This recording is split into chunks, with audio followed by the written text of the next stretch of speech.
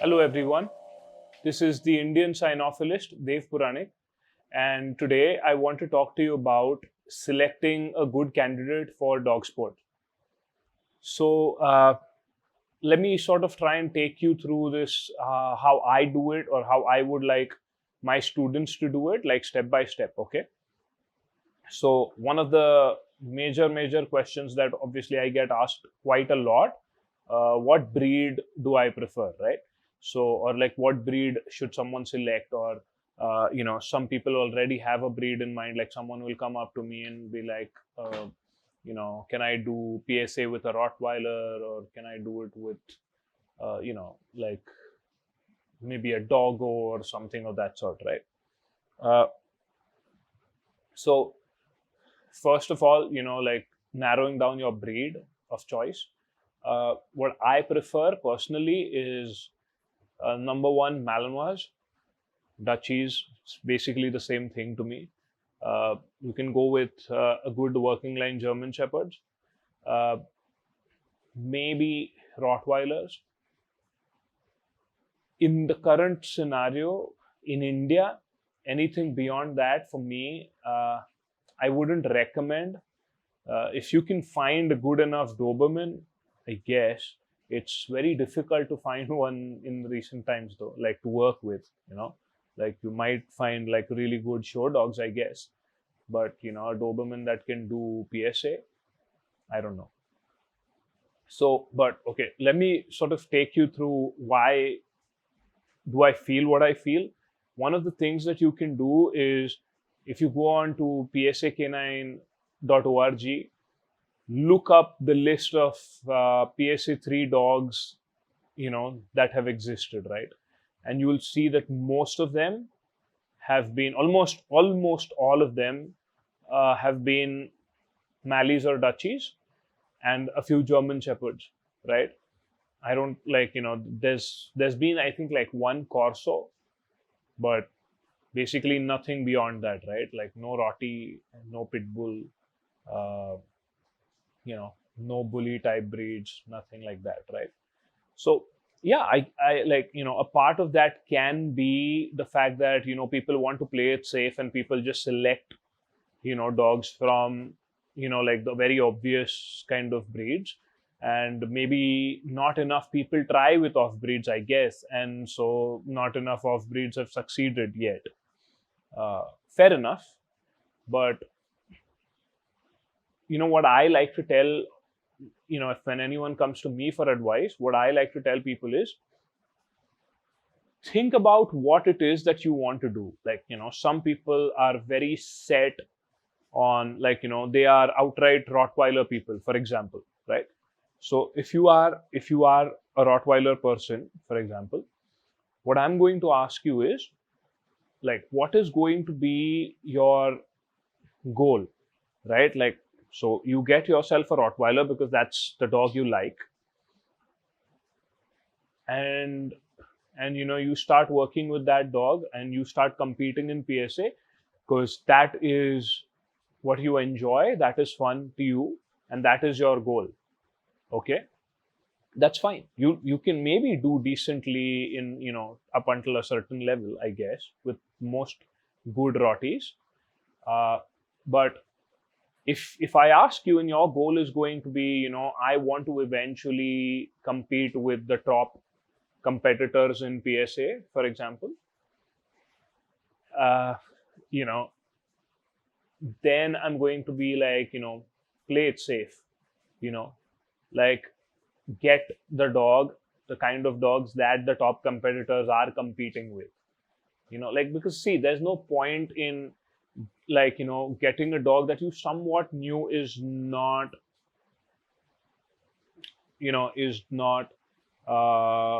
something that you've seen a lot, like tremendously frequently in a particular sport, all right, and then sort of uh, eventually wanting to be like, no, now I've sort of changed my mind, and now I feel like I want to compete. And this happens quite a lot. Like before, like when you're starting out, you're just like, even if I get a PDC, maybe I get a PSA one, I'm happy.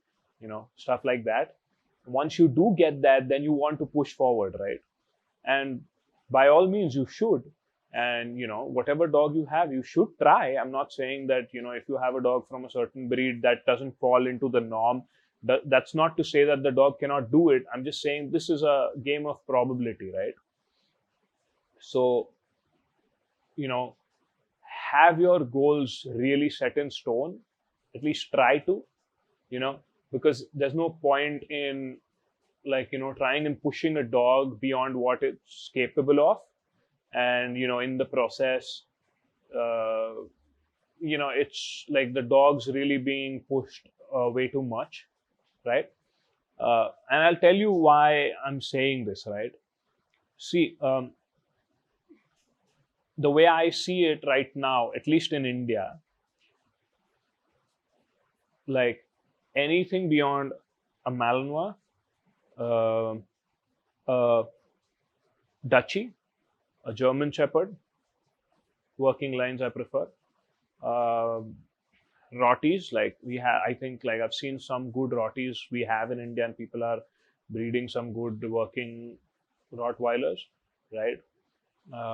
Anything beyond that, for me, finding a dog in that breed that has workability, in terms of, I'm not saying like a dog that has great anatomy for work, or has shown some drive on a tug, or maybe a sleeve or something like that.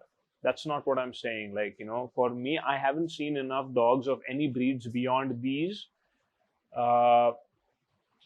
like into serious work, right? Like people, like even people who have breeding programs for like these breeds, that work their dogs and are actually putting out dogs that I've seen work to a decent level, right? So I'm very skeptical when it comes to choosing dogs from anything beyond these four breeds, really, in India, right? That being said, I'm not like, you can have a dog, let's say a Dobie, or let's say some sort of a bully type dog or something of that sort, that can, I'm sure there will be that odd dog that will do well. Like, I'm not denying it. But, as we go forward in this podcast, you'll sort of realize that what I'm trying to convey to you is that selection in general is very much a probability game. It's not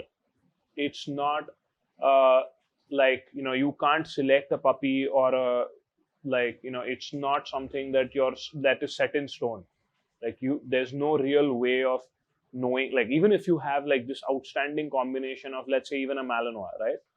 There's no saying that every single puppy that comes out of that combination is going to make the cut. There's just no way to know that without actually pushing the puppy to like training it and taking it to a certain level, and taking it to a point where its ability is showcased. So there's that. Okay, so let me come to why I prefer these breeds. Obviously, there is a big enough gene pool of decent Malinois, decent Dutchies, and decent working line GSDs, right? With Rottweilers, if you want to do something like IGP, I think the obedience, the protection work, I think it's a decent enough deal. Tracking in Indian conditions, I don't know how tough it will be, for a dog like that, but I'm inclined to believe it will be slightly on the tougher side. Okay, with something like PSA, the problem is PSA being a volume sport. Like it's not a sprint like IGP is. It's a marathon, right? Like you generally the time you take generally to reach a PSA 3 is much more, because IGP is more like, we've talked about this in our previous podcast, that IGP is more geared towards competing and PSA is more geared towards completion. Okay, so for a dog like let's say a Rottie, that matures slightly later than some of the other breeds that we've mentioned, and we would tend to believe that they retire a little bit sooner than the other breeds also, which sort of leaves you with a smaller working lifespan, So, and in a sport like PSA, which does require a longer amount of time, so that's a little bit why I'm a little unsure about it. The other thing is that, a big black dog working in Indian conditions, I'm in Pune and we have trials in Pune, and what ends up happening, we have trials in the in the smack bang in the middle of winter. But what happens is, as we start early morning and it's cool enough, but as the day progresses, it's still fairly warm. It's still much warmer than uh, the hottest European summers are going to be, I would assume. So that's how difficult it's going to be to compete in in our country, really, in most places. Maybe not all, but at least the places which are hosting trials currently, it's going to be fairly difficult. So that's basically why I'm not so inclined towards big really bulky dogs, especially for a sport like PSA. Maybe IGP a little bit, because maybe it's not that volume centric. Once you narrow down your breed, the next thing that you need to do is select a combination, right? What I mean by combination is what male, what female, and their puppies, really, basically, right? So people need to understand. I get a lot of these questions, can I do PSA with this breed? Can I do PSA with that breed? Can I do IGP with this breed? So people need to understand that even beyond breeds, the individual dog that you have in front of you will matter, right? And when you're selecting a puppy, there's no real way to know how that individual dog is going to turn out to be at once it's an adult, right? How it's going to be at the peak of its working career, right? There are certain things that people do, certain tests that some people believe in, some people don't believe in. But the fact of the matter is, everything that you need to see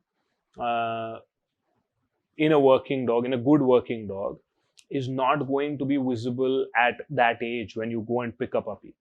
Okay, so what you're really relying on essentially is just the probability that it's received good genetic characteristics from both its parents, right? What I like to do typically is I like to narrow down to a particular litter, like a particular combination. And what I like to do is I like to watch both parents work. If that dog is bred in India, and if it's possible for you, all breeders might not be very welcoming about a random person going there and working their dogs, but thankfully for me, I'm because a lot of working dog breeders know me, and they know that I'm a safe decoy, if nothing else. I usually tend to not have a problem with them letting me work their dogs. What I prefer to do is, if I can, I'll go visit the breeder and I'll like to work both the parents, right? Once that is done, I have a decent idea as to how both of them are. I like to watch them do obedience. If I can work them in protection, that's obviously amazing. And then, if possible, I would like if this is a repeat breeding, there is the same combination has produced pups before, I would like contacts to people who've bought the puppies previously. If any of them has gotten them into any kind of a dog sport, I can see those pups work, right? So when I see them work, I know, I at least get an idea what my potential puppy might grow up and be like, and what kind of work might they do. Obviously, a lot of things will be different, like they'll have different decoys, different handlers, all those things, but at least I have some idea. At least I can see, something the dog that has something that the dog has brought to the table, you know so I like to see that. If just because I'll be, if I'm getting a new puppy, I'm excited, so I spend some of that time, when I'm excited, I spend some of that time to watch videos of maybe grandparents, and maybe the male's siblings, the female siblings, stuff like that. If there is a lot of working history in that combination, and if I can get access to some of the content related to their work, I'd like to see that. It sort of gives me some sort of assurance, at least in my mind, that my puppy, if I work it well, if I raise it well, I should have something close to some of the amazing dogs that I see in that lineage, right? So that's basically what I do next, right? Like narrow down to the litter that I want to choose from. uh, like one of the biggest questions, like I get asked this question a lot, that after you finalize the litter, like now what, like how do you choose a puppy? Like there are 8 puppies there, right? How do you choose a puppy out of those 8 puppies, right? Like 8 puppies, 10 puppies, whatever, right? So for me, I'm not very big on puppy testing. uh, Honestly, I'll just go with, once I've narrowed down to the litter, I'll just go with the dog that I feel most connected to. Yeah, there are certain things that I'll watch. Like if you are obviously seeing some things, why not take advantage of them? I like, keep in mind that you won't see all the things that you need in your dog at that point, but you can maybe see some, right? Like if there is a puppy that's not very like it's not bold enough, like it's not coming to you immediately, it's not the one that's exploring the area curiously, and is just sitting in one corner and wants to stay away from everyone else. Obviously, like maybe don't choose that for sport, you know because if like, again, there is no real saying that that puppy may not turn around. Like I've seen it happen at times, but I mean, if there is any chance that it's going to be an individual that's not going to be the most outgoing individual, why would you want to risk it, right? Like it's not going to be a good sport prospect for you if it stays like that. And to be honest, even that puppy's life, if it's going to be a slightly, like reserved kind of an individual, and if you wanted to go out on the field and just be this really expressive dog that can really own that field, its life is not going to be fun for that puppy as well, right?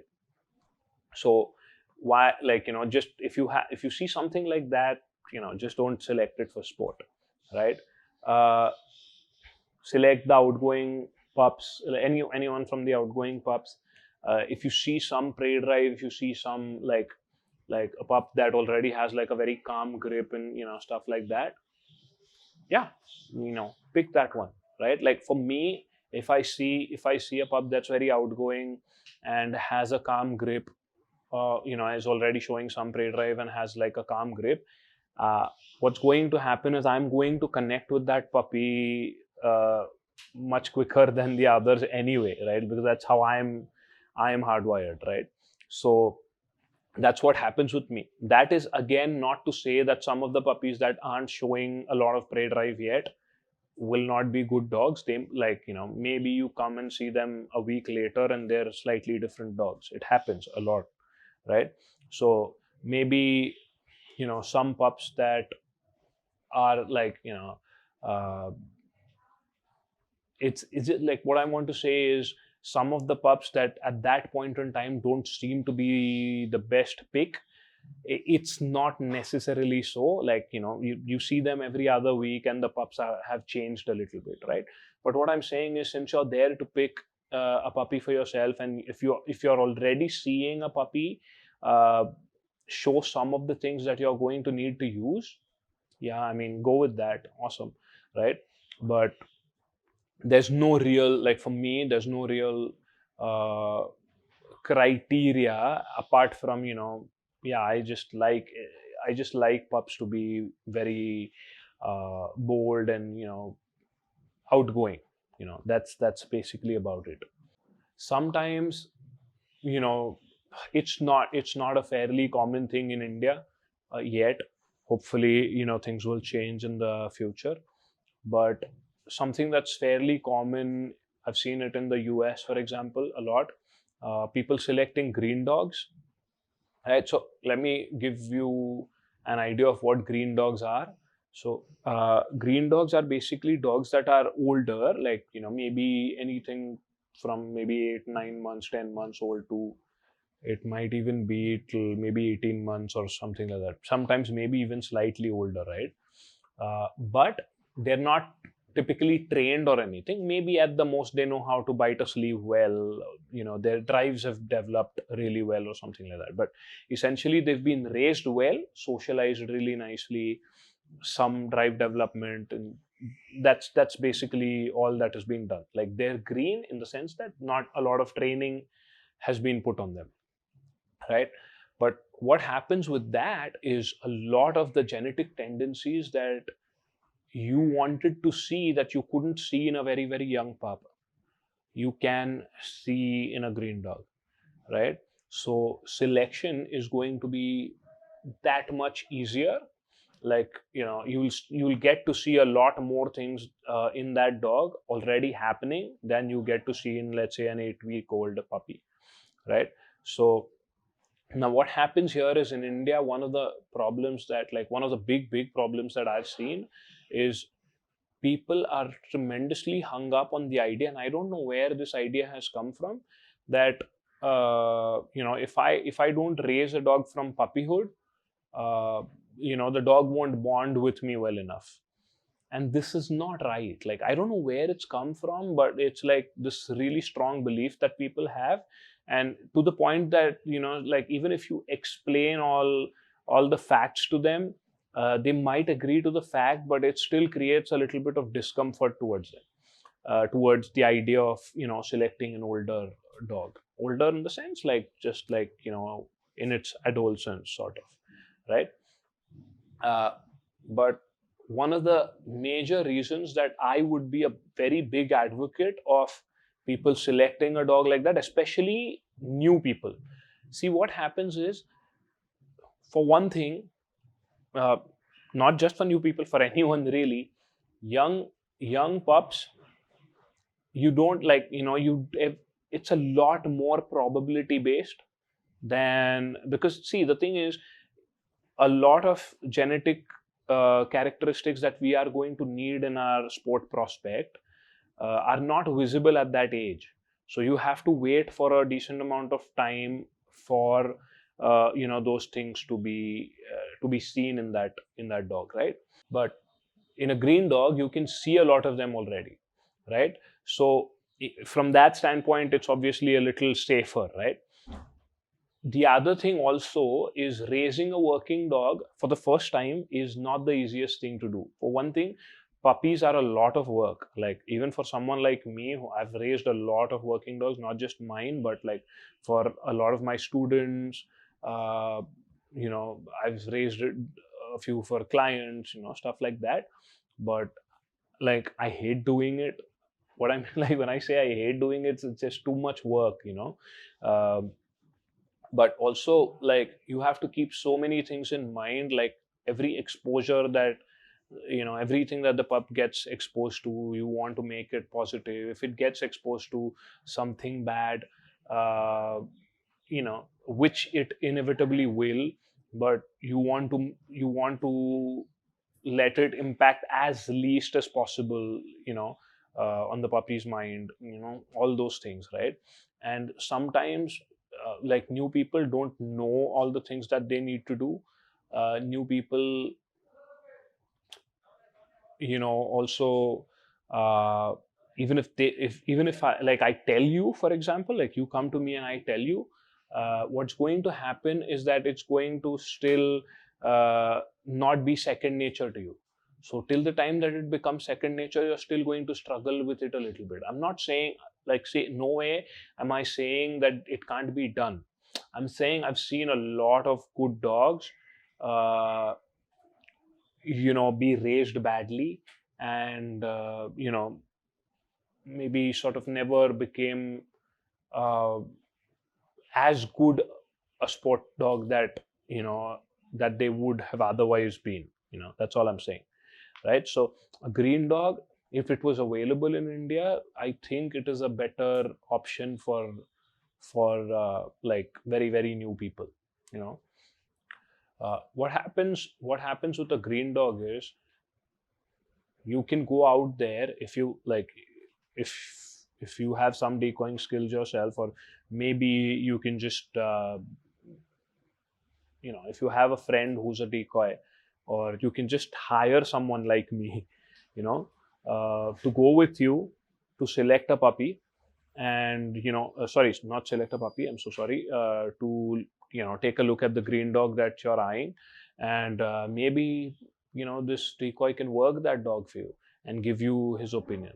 Like, for example, if you take me to select a puppy, like, and that happens quite a lot. Like, there are people a lot of times, who are friends, and uh, it's sort of, I get pressured into going with them to select a puppy for them. It happens way too often. And I keep telling them that there's nothing that necessarily, like, what's going to happen is, uh, yeah, I might give you my opinion on what dog I connect with, or like what dog I feel is, like what dog I would pick, what puppy I would pick, I mean. Uh, but it's not, this decision that, or this advice that I'm giving you, is not based on necessarily on all of the things that I see in that dog, because I can see that there are a lot of things that I can't see yet, right? So I'm just giving you, like, if I had to choose a pup for myself from that litter, what pup would I choose? That's all that I'm giving you. I'm not giving you advice based on any facts that, or like any specific characteristics that I am seeing in those pups right now. Most of the times, you know, like narrowing down litters, yeah, that I can do for you. Like, that I can help with. Okay. Uh, but what happens is, if you take me to, let's say, select a green dog, yeah, I can do a lot for you. Like, I can test that dog. Like, I can work that dog. I can, like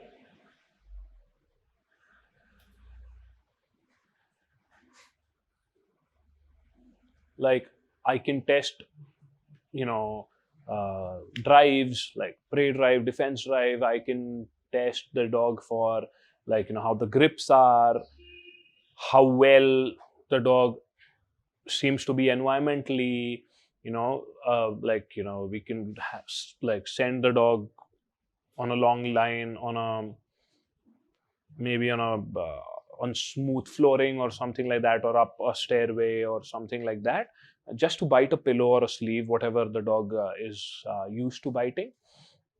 All those things. uh, how is the dog like with physical proximity to the decoy, and all those things.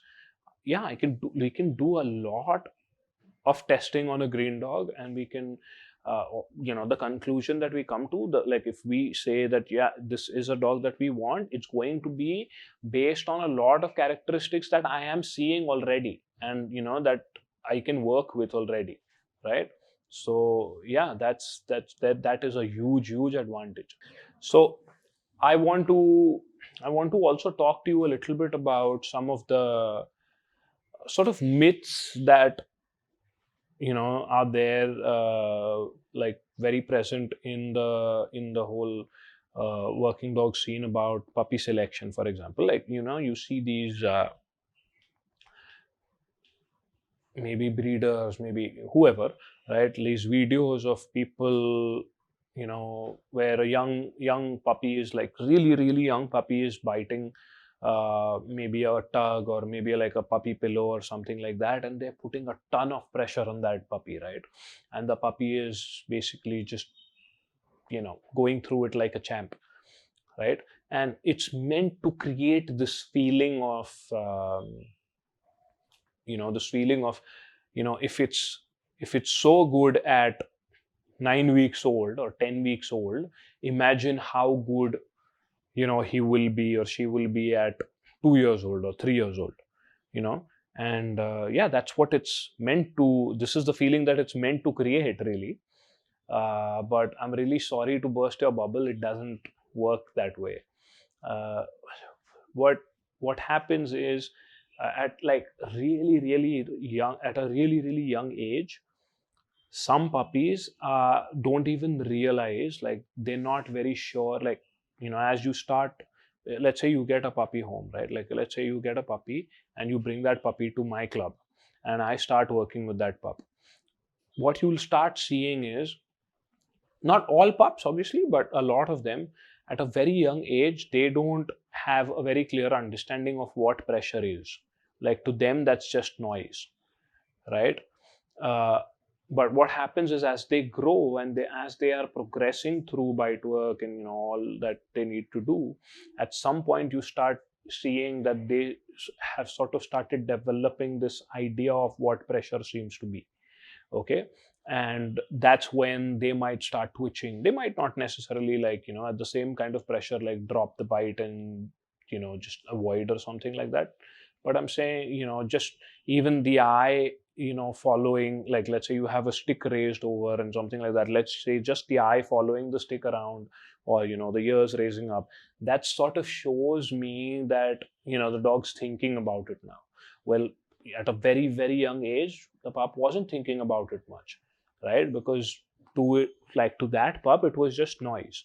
Fine, like, but like, it doesn't like tell you really about, once you start training, and once you, like as the pup is progressing and maturing, and once the defense drive side of things kicks in, and once it starts taking bite work a little seriously, uh, all those things start happening. And then let's say you send that dog into a dark room to bite a decoy who has like streamers in both hands or something like that, is making a lot of noise, all those things.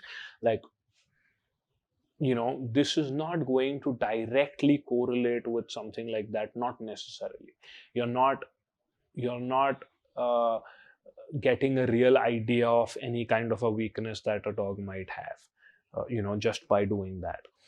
That is not to say, like, any good dog also will have some sort of a weakness, and through training we want to make it, you know like, okay, at least livable, and hopefully make its strength so powerful that it never comes to a point where the weakness is exposed to that extent, right? But yeah, like, this whole, like, see, think about it, right? You get to see so many videos on social media where young pups are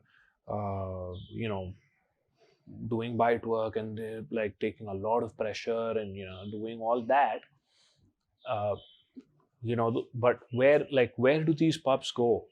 Like, have they, like, can you look at you know a big famous champion dog, right? Like, a dog that's like made a huge name for himself, like has like a lot of titles, whatever, all those things, and then look up a video of how he was being worked as a 9-week old puppy or a 10-week old puppy. And usually that's not how he was worked, you know so yeah, that doesn't necessarily correspond to the dog being a badass when it grows up. Okay.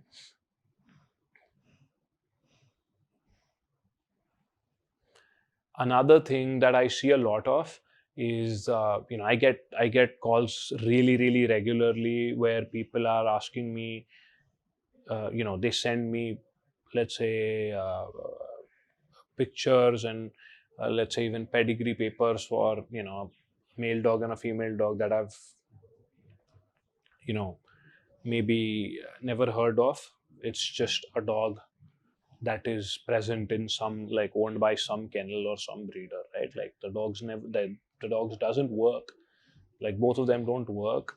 uh, maybe 2 generations, 3 generations back, there were some dogs that worked really well, something of that sort, right? Like which sort of gives you the idea that, they've, like, someone's just bought dogs from fairly popular dogs and then just started breeding them, and this is a product of the third or fourth generation, right?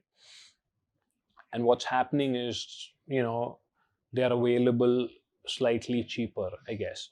So, people want to pick up from that, like, because somewhere in the pedigree they see dogs that have big names, and they somehow want me to tell them that, yeah, the dog will work, and and the thing is that it's hard enough to say, like, even when you get dogs out of really, really good working dogs, like celebrated working dogs, really, it's hard enough to say how good or bad, pups from that combination will be. When you're getting dogs from dogs that have absolutely been unproven, uh, it's going to be so much more difficult, and, like, see, the thing is, you might still end up with that one odd, unicorn, really, right? Like, yeah, that's how genetics work, right? Like, because there are good dogs somewhere in the back, there might be that one odd puppy that, retained things from those really good working dogs, and, it so because of that, now this individual is really, really nice. But I mean, do you want to take that chance? I mean, this is your sport prospect. You get that dog home, you raise it for, how many ever months that you do before, if at all, you realize if the dog is going to make it as a sport dog or not, or at least, like, going to make it as a sport dog to what you're aspiring to or not. So you waste that much amount of time training for a goal that dog and you together cannot achieve. Okay. Well, some people then might be like, okay, but I love my dog, I'll keep him as a pet dog. Awesome. And maybe I'll get another working dog, to chase that goal with. And to be honest, like, I know that a lot of people, judge, like, when I say this, I'm sure a lot of people are judging me, but trust me, if a dog doesn't have that ability to go to a certain level in dog sport, that dog also is better off not having that burden of that goal of the handler. Because what's going to happen is, if you keep pushing that dog in that sport, a lot of times, what's going to happen is that the dog is being pushed to do something it's not capable of, right? And that's not what you want to do to that dog, right? So that dog is, yeah, you can still have fun doing that sport to that level, if all that, because the dog's having fun, you're having fun, but pushing it beyond its capability is a big no for me, right?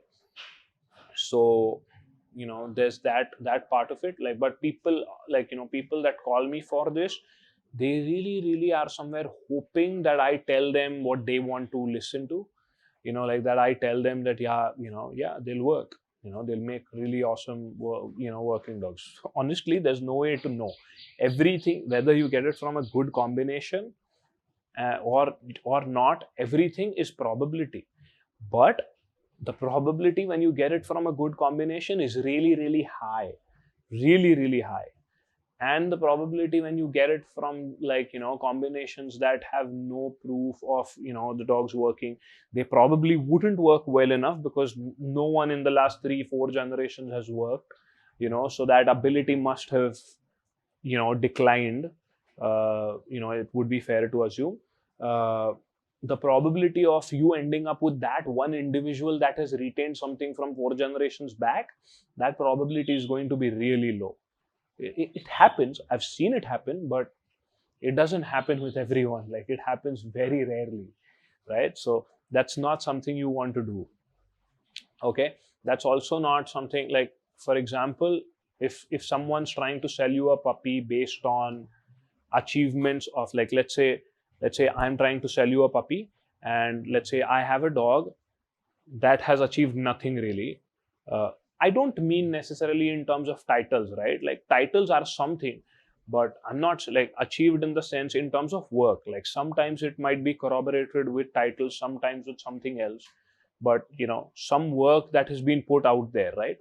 uh, and again, some work, I don't mean work in terms of just like my dog coming out onto a field always, that it's my field, my decoy, who's going to, like, what decoys, like, people who don't know, good decoys can make average dogs look good on videos, right? Like, it's very easy, right? Like, like, if you give me a dog that's fair, like, just fairly, like, decent, for your video, in, like, if we make all the conditions right, I can make the dog look a little better than what it is, maybe at times even a lot better than what it actually is. Okay, so when I'm saying work, if it's not a title, see, what happens is, if it's a title, it's obvious, like, there are trial decoys, some of them who've come from the US, they've worked them in a third party, like, where a third party is judging how good the dog is, and all that. So titles are at least giving you that, right? Even within titles, there are certain things, right? There will be dogs that have a lot of points because they were easy to control, not because their courage test was the kind where he blew the decoy to pieces or something like that. So, like, I would suggest, get someone to help you out to see that also, right? Like, titles don't always tell you the whole story, right? But they tell you something, at least. Sometimes there will be dogs who aren't titled or anything like that, but they're really, really strong dogs, and maybe they might have been proven as really strong producers as well. That also does happen, right? So do that. But, like, if I was trying to sell you a puppy based on, I have this dog and this female, and, like, they're just dogs, like, no one knows about them, they've not done anything really, but you know what, their grandparents were these really great dogs. If this is what I'm trying to sell to you, don't buy it. Okay, like, don't buy this philosophy in general, right? Because that's basically a way to, like, way for someone that doesn't understand how working dogs work, or how they happen, all that, and they just, maybe they put in a little bit of money and bought dogs from certain lineages that had popular dogs in them, and just put two dogs together and produced puppies and trying to sell them to you. That might be the case.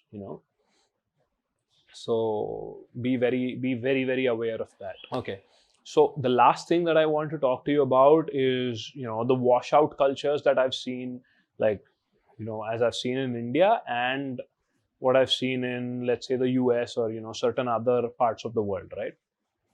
So what happens is, like, in India, we tend to almost not wash out dogs, like, almost just not do it.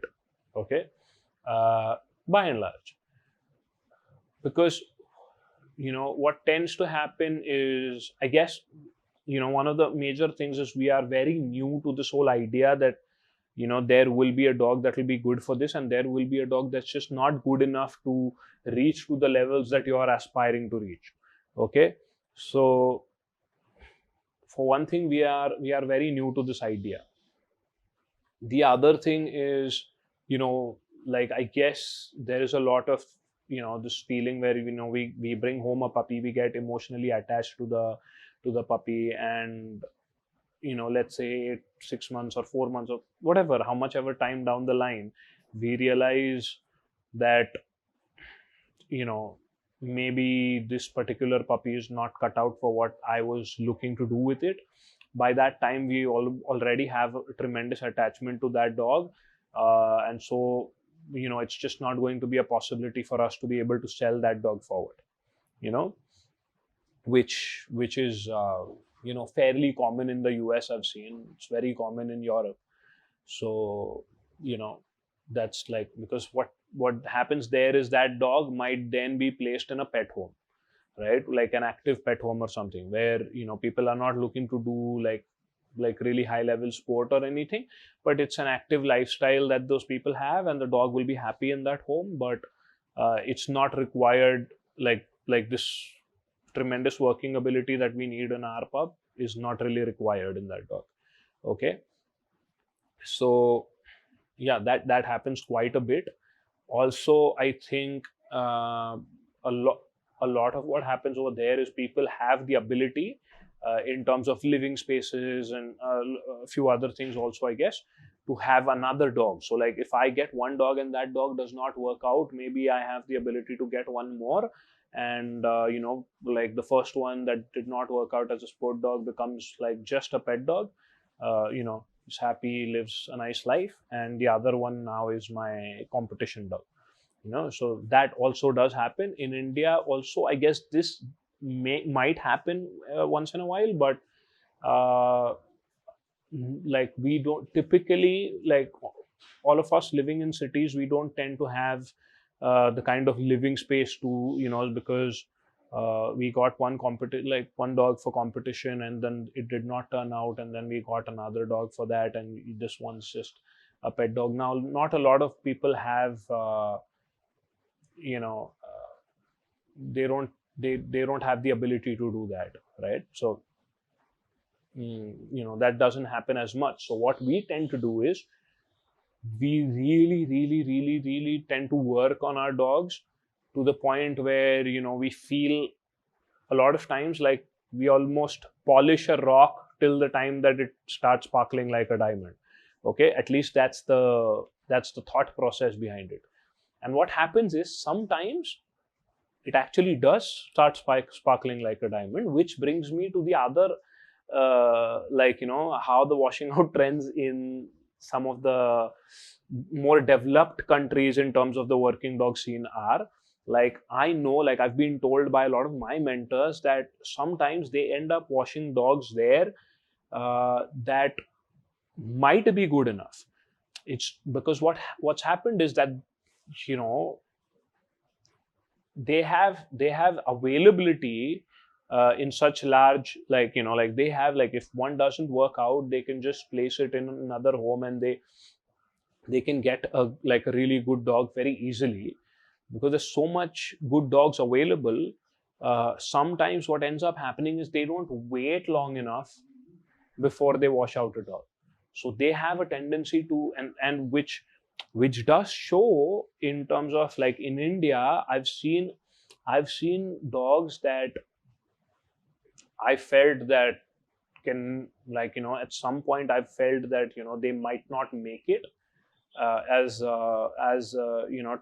top sport dogs, and because people persisted with them, they sort of did slightly better, right? And maybe like I because of this, like how the way things work, I guess a lot of good dogs, like I've been told by a lot of my mentors, get washed out there because there's just so much availability. And if at, let's say, at 8 months you don't see certain things that you were hoping to see by 8 months, if you're not seeing them, maybe you wash out the dog and get a new one, right?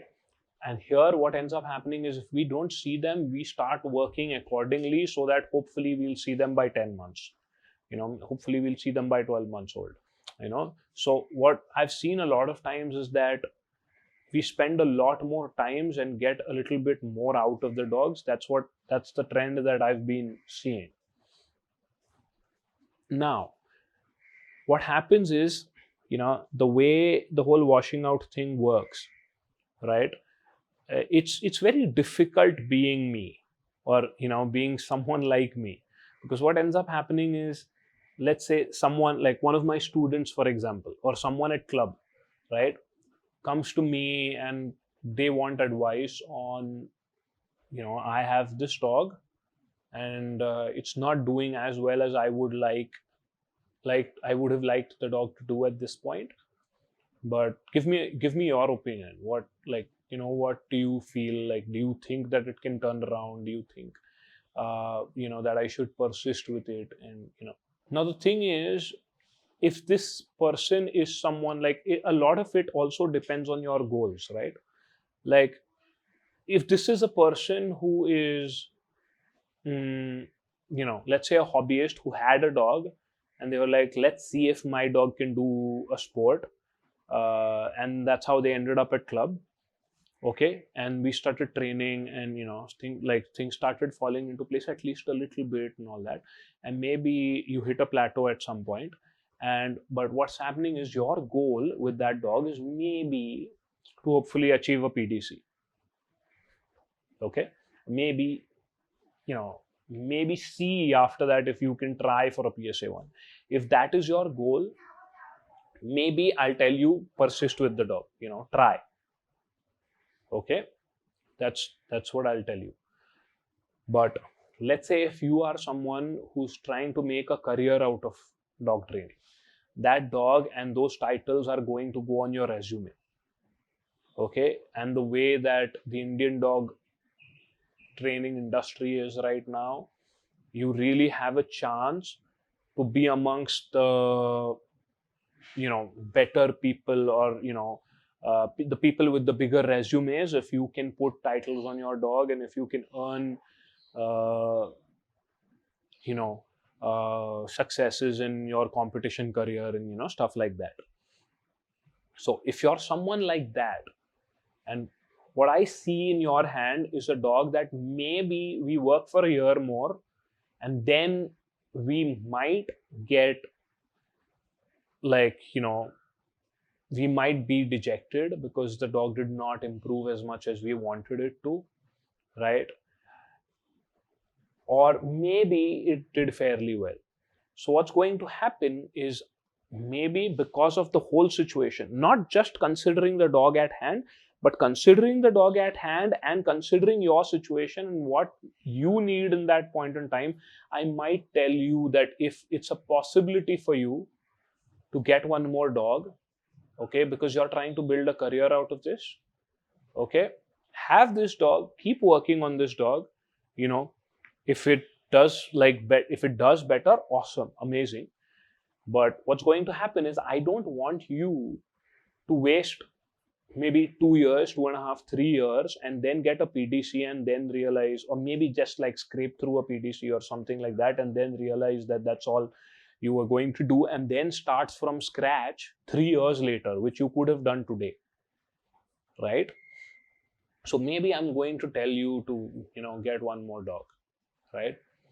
But the downside of that is, there is going to be this feeling, if you're emotional about this, there is going to be this feeling that, I'm sort of implying that you should give up on your dog.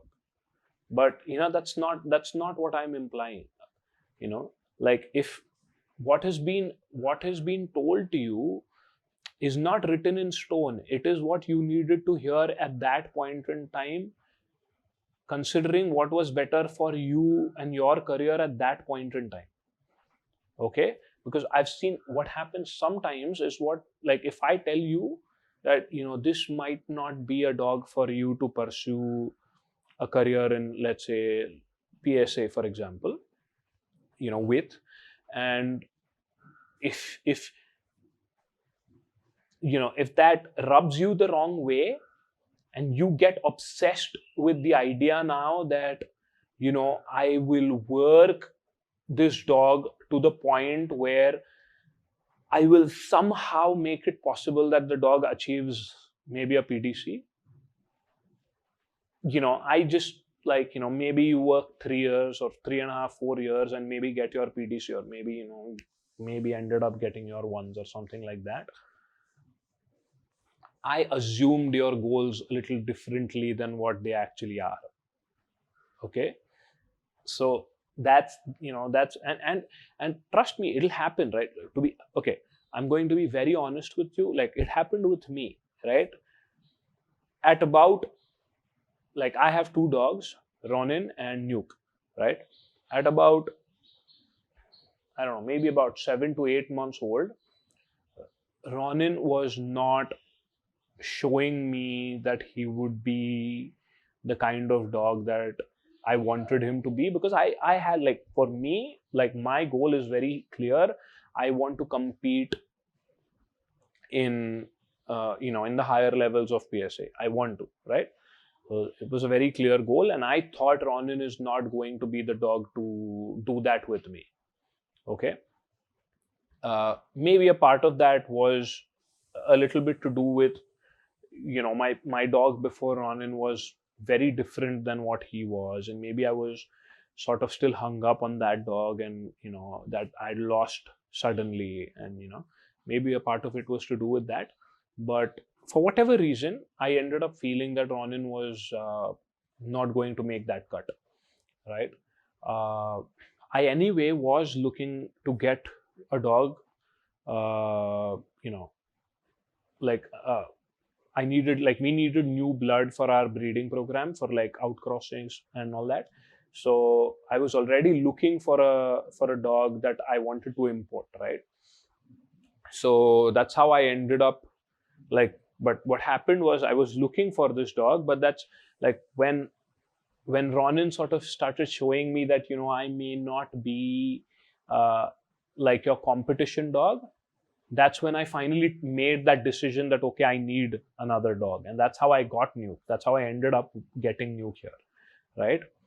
But what happened was, because I was researching a lot, and I sort of narrowed down on what combination I wanted, and that that breeding was going to happen a few months later, and then 2 months where the puppies won't be separated from the mother, and then I think about a month and a half more for the puppy to be of a little older for travel to India from the US, and all that.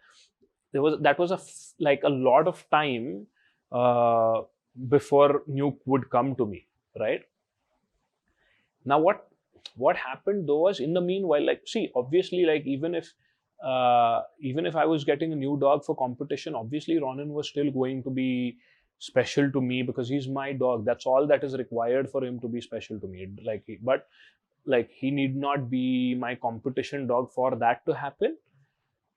But he may not necessarily be my demo dog after that. He may not be the dog that people know me because of. Okay? Because, just because he was not showing me the things that are needed to do well in competition, right? But what I kept doing was, because it's fun and I like to have fun with my dog, I kept training him. I kept doing all the things that I would do if I was going to compete with him. Not because I was going to compete with him, I did it because it was fun to do it. And what happened was, by the time Nuke came, Ronin had already transformed into, well, what people know him today for, right? So he had already turned into that dog. So cut to today, Ronin is still my competition dog. And Nuke hasn't, I've never trialed with him yet. At some point I want to, but because what happened was, by the time Nuke came to me as a puppy, Ronin was almost ready to go for his first title, or maybe, yeah, somewhere close to that at least, So what happened was, I already had a head start with him. So that's why I kept competing with him. But so this does happen. But what I'm saying is, keep working on the dog. If you have one dog that doesn't seem to be cut out for this, yeah, keep working on that dog. I've seen people make mistakes with maybe judging the dog a little too soon. I've made mistakes with, and I just told you an example of that, with judging a dog too soon. But the other side of it is, maybe at times, I've also been right a lot of times. See, sometimes it's very clear, some dogs you can just see, you can just see them on the field for the first time, and they're that dog isn't going to work. But I'm talking about the dogs that can somewhat do things but aren't doing it the best really, and about those dogs that are right at the edge of it. But I've been, like I said, I've made mistakes with judging that a little too early, but I've been right a lot of times as well. And when I'm right, what ends up happening is, you end up, if you get obsessed with proving me wrong, you end up working on that dog for years together and then realizing it cannot be done, or maybe because your focus shifted from creating a career out of it to proving me wrong. What you ended up doing was maybe put in 3 years worth of work and hope that you get a PDC out of it, which is like, to me, you've just proved me right. Like, you took 3 years of like really working that dog to the ground to maybe achieve a PDC. That's not you proving me wrong. Okay. But that does happen quite a lot. And what happens because of that is that, like, being in the position that I end up being in sometimes, it's not easy being there, because people also expect the truth from you sometimes, and some people, well, I don't know, they just want to hear what they want to hear. So yeah, this whole selection thing right now, because there's so much emotion involved in it, I think is not the easiest thing. But if you want to go the distance in dog sport, you need the kind of dog that can take you there. I remember reading somewhere, I don't remember where, but it said that dog sport is not a sport for your dog. Okay, it's not a sport for you. It's a sport for the two of you as a team, right?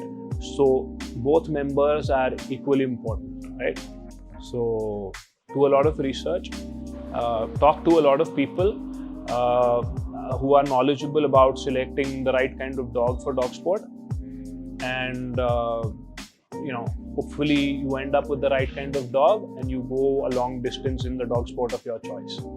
Until next time, this is the Indian Cynophilist. See you again.